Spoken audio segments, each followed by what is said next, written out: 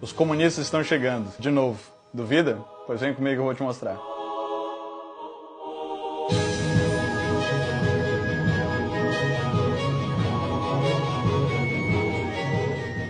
Há 170 anos, o Marx começava o famoso manifesto dele dizendo assim: um fantasma assombra a Europa, o fantasma do comunismo. Todos os poderes do velho mundo se juntaram para exorcizá-lo. Que partido de oposição não foi acusado pelo seu rival de ser comunista? Sua familiar, não é? A conclusão do Marx é que isso significava que o comunismo já era uma força real. Se assombra, é porque estão com medo. Com a queda do socialismo real, parecia que esse fantasma tinha sido definitivamente exorcizado. Mas por que ele volta a assombrar agora? Por que os velhos poderes do mundo voltaram a sentir medo? Bolsonaro se elegeu no Brasil com um discurso aparentemente maluco, prometendo que ia acabar com o socialismo. Mas há poucos dias, Donald Trump, o presidente da maior potência do mundo, falou no seu discurso do Estado da União de que estava alarmado com o crescimento das ideias socialistas nos Estados Unidos. No dia seguinte, o secretário de Tesouro dos Estados Unidos praticamente repete o Bolsonaro, dizendo que os Estados Unidos não voltarão a ser socialistas. Os Estados Unidos já foram socialistas em algum momento.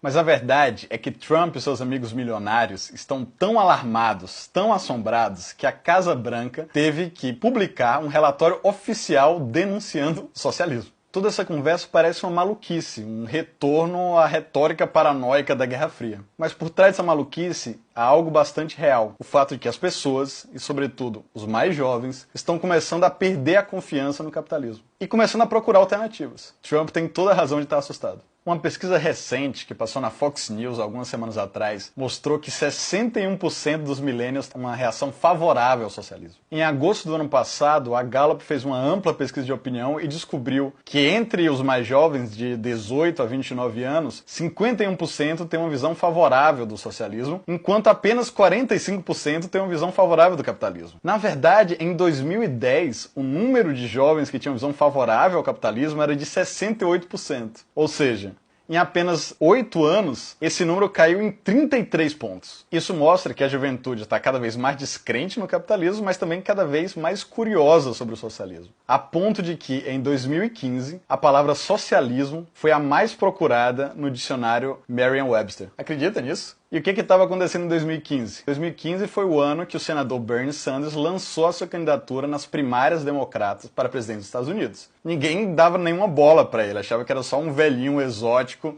que tinha resolvido se candidatar também. Mas de repente os comícios começam a atrair dezenas de milhares de pessoas. O que era para ser uma coroação da Hillary Clinton acabou sendo uma disputa nas primárias bastante disputadas. E o resultado é que o Bernie Sanders teve 13 milhões de votos, sendo que ele nunca foi nem filiado ao Partido Democrata. Esse foi de longe o melhor resultado eleitoral para um socialista em toda a história dos Estados Unidos. O que mais se aproximou disso antes foi o Eugene Debs, o líder e fundador do Partido Socialista, tirou 6% dos votos na eleição presidencial em 1912. Ou seja, agora nós estamos vivendo o auge do socialismo nos Estados Unidos. E não para por aí, uma pesquisa da Harvard Harris mostrou que o Bernie Sanders é simplesmente o político em atividade mais popular nos Estados Unidos. 57% da população o aprova, enquanto apenas 32% o rejeita. Agora compara isso com Donald Trump, que tem 54% de desaprovação, enquanto apenas 40% de aprovação. Então é verdade, o Trump foi eleito presidente dos Estados Unidos, mas também é o mais impopular presidente da história americana, que foi eleito perdendo no voto popular pela maior margem da história. E como é que se sai Trump e Sanders num combate direto? Adivinha?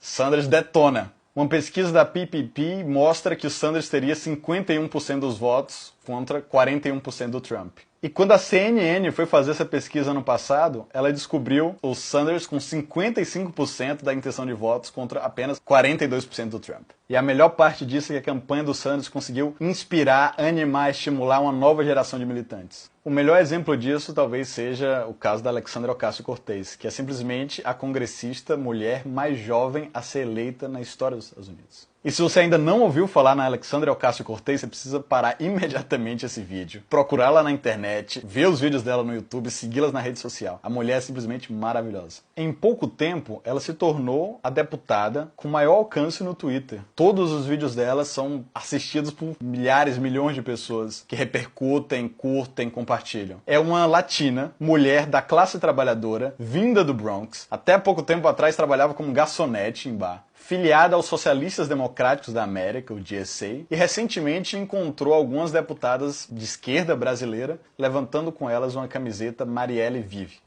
Alexandria é pra valer. Ela tem defendido um sistema de saúde universal pago pelo governo, apresentou um projeto de um New Deal verde para cuidar da questão ambiental, climática e ao mesmo tempo gerar mais empregos, defende o acesso universal para todos à universidade e gerou polêmica ao propor um aumento de imposto para 70% sobre os grandes rendimentos. Isso significa tirar de quem tem mais para poder financiar serviços públicos de qualidade universais para todo mundo. Um recente segmento foi ao ar na Fox News, no qual eles ficavam absolutamente assombrados com o que parecia ser um movimento contra o capitalismo nos Estados Unidos. A própria Fox News tinha feito uma pesquisa na qual ele descobriu que simplesmente 70% dos americanos, incluindo, portanto, a maioria dos republicanos também, não só dos democratas, estavam a favor da proposta da Alexandria Ocasio-Cortez. Um dos apresentadores ficou tão desconcertado que teve que dizer que era o resultado de uma conspiração porque os professores das escolas públicas ensinam sobre justiça e solidariedade para as crianças desde pequeno.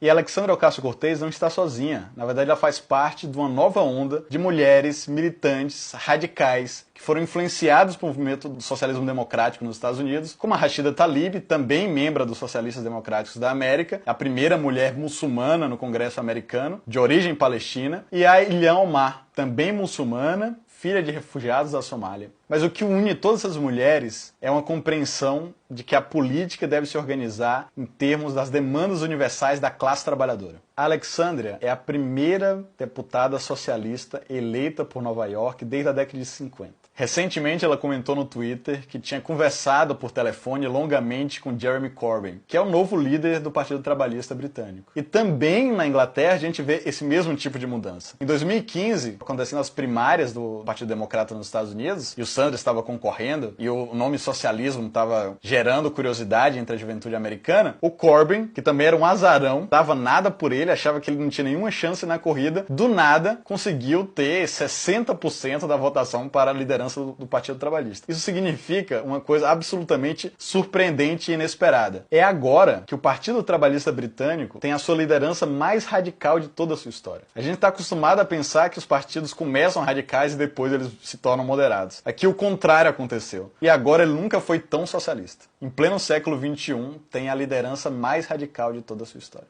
As propostas do Corbyn, que envolvem desfazer as privatizações da água, dos correios, da eletricidade, das ferrovias, são tão populares entre a juventude do Reino Unido que fez com que centenas de milhares de pessoas se filiassem ao Partido Trabalhista, que era um partido que estava morrendo, e agora se transformou simplesmente no maior partido da esquerda europeia. O que move essas pessoas? O que atrai essas pessoas para de novo disputar uma política partidária? A esperança de que o mundo pode ser diferente. A esperança em um mundo transformado. Aliás, não por acaso, esse é o nome do festival que envolve arte, cultura e debate político que a ala corbynista do Partido Trabalhista organiza no Reino Unido. E esse tipo de coisa a gente começa a ver em todos os países do mundo, na verdade. A quantidade de páginas socialistas, comunistas, de memes como do comunismo luxuriante, totalmente automatizado, que estão se espalhando por aí, mostram que é uma nova curiosidade. Candidaturas radicais crescem também na França. Em Portugal, o Bloco de Esquerda, o Partido Comunista, conseguiram fazer uma coalizão com o Partido Socialista para mudar o governo e acabar com as políticas de austeridade.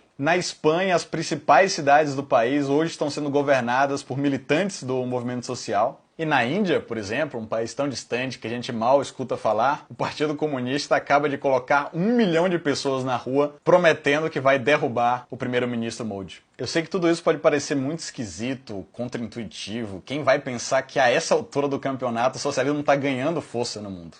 Mas eu convido vocês a pesquisar um pouco, ler o que está acontecendo no mundo e debater com a gente. E pode ser também que você não goste da palavra socialismo. Afinal, isso significou tantas coisas diferentes para pessoas diferentes ao longo do século XX. Talvez a palavra nem faça mais sentido ou não seja útil. Mas essa não é a questão, chama do que você quiser. O problema é o seguinte, o capitalismo é uma criação histórica da humanidade. Ele não existiu desde o começo e não vai existir para sempre. Pior que isso, o capitalismo agora nos faz atravessar por uma crise ambiental, pode colocar em risco as condições econômicas ecológicas da vida da espécie humana do planeta. Produz crises econômicas, aumento do desemprego, aumento da desigualdade, e tem produzido crises políticas também. Esse aumento da desigualdade, que dá tantos poderes para quem tem dinheiro e tira poderes de quem não tem dinheiro, acaba com a nossa democracia. Não dá para dizer que a gente vive numa sociedade democrática, enquanto uns têm tanto e outros têm tão pouco. Capitalismo não tem nada a ver com mercado e muito menos com liberdade. Capitalismo tem a ver com classe e com poder. É como o próprio Sanders respondeu ao discurso do Trump sobre socialismo. Vou ler aqui para vocês. As pessoas não são verdadeiramente livres quando não podem ir ao médico quando estão doentes. As pessoas não são verdadeiramente livres quando não podem comprar os medicamentos que precisam para sobreviver.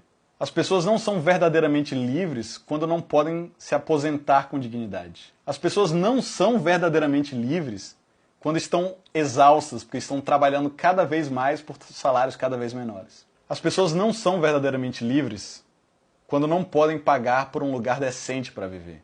E as pessoas certamente não são livres quando não têm o que comer. Liberdade real para todos é garantir que cada pessoa tenha o que é necessário para viver uma vida digna. E agora a gente finalmente entende por que esse fantasma não vai embora, por mais que se tente exorcizá-lo. É porque o capitalismo é uma sociedade de classe. Ele é dividido entre os que têm e os que não têm, entre os que mandam e os que obedecem, entre os que estão em cima e os que estão embaixo. Enquanto houver classe, vai ter luta de classe. Porque enquanto houver injustiça e desigualdade, vai ter as pessoas que vão se revoltar contra as injustiças e as desigualdades. E entre essas pessoas, algumas vão se perguntar, mas por que a gente precisa de uma classe dominante mesmo? E isso, meus amigos e minhas amigas, é socialismo. Concordou? Bom. Discordou? Melhor ainda, pois escreve aí que a gente vai debatendo, vai discutindo. No próximo vídeo eu respondo algumas dúvidas ou algumas divergências que a gente possa ter. E nesse debate a gente vai tentando produzir um futuro diferente. E não se esqueça de curtir, compartilhar e se inscrever no canal. Até mais!